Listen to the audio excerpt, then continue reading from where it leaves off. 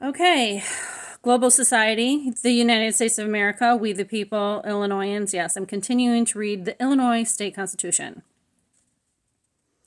Preliminary hearing. No person is to be held in jail pending trial for a felony without a determination of probable cause, either by grand jury indictment before arrest or by preliminary hearing after arrest.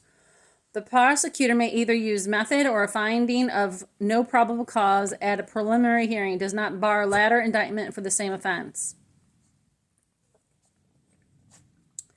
Furthermore, once probable cause has been found to believe that a person committed any felony, that person can be held and tried for all offenses arising from the same conduct, even if they were not charged at the preliminary hearing.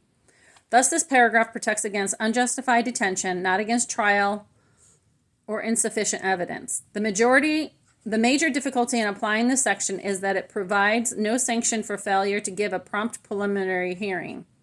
The situation is analogous to that of deterring illegal searches and seizures. A court can reverse convictions of persons whose rights were violated, but the guilty are not in the class of innocent citizens whom the rule is designed to protect.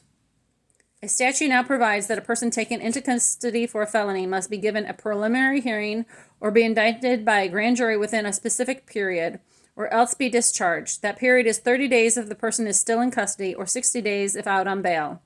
In each case starting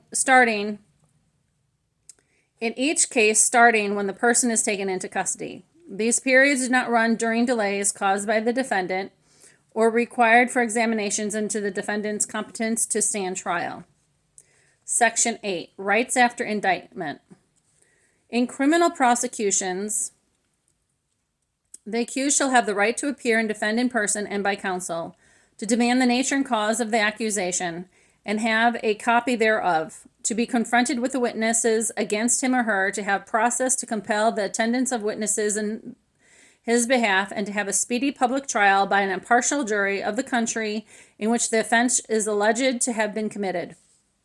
These rights of criminal defendants after indictment essentially duplicate those in the U.S. Constitution's Sixth Amendment, which applies to states through the 14th Amendment. The 16th Amendment does not explicitly state a right to be present at one's trial, but federal decisions have found it implied by the right to confront prosecution witnesses. Confrontation of witnesses. The Illinois Supreme Court of 1990 upheld Illinois' so-called rape shield section that, in prosecutions for serious sex crimes, prohibits introduction of any evidence about earlier sexual activity of the victim, unless such activity was with the defendant. The court emphasized that this law prohibits introduction of such evidence by either party because it is irrelevant to the particular defendant's guilt or innocence, but it proves their character and their history and their record. Oh, yeah, I forgot. Yeah, we the people has forgotten common sense and truth. You just follow the father of lies. Prove it to me today. April 3rd, 2025. Prove it to me otherwise.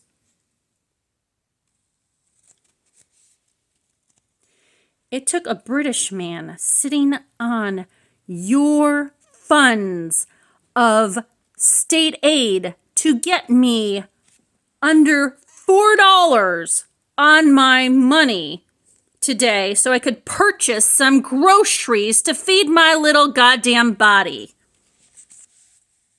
That will be proven in court. Not by me, but by the person themselves.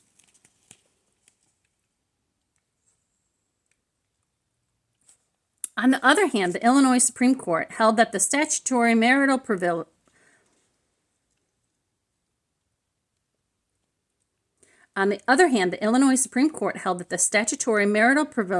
preventing a spouse from testifying about any conversation or communication by either spouse with the other while they were married was overcome by the constitutional right to confront witnesses in the case in which a wife who has testified at trial against her husband allegedly stated orally and in letters to him that she fabricated her testimony to get light treatment for a crime with which she was charged.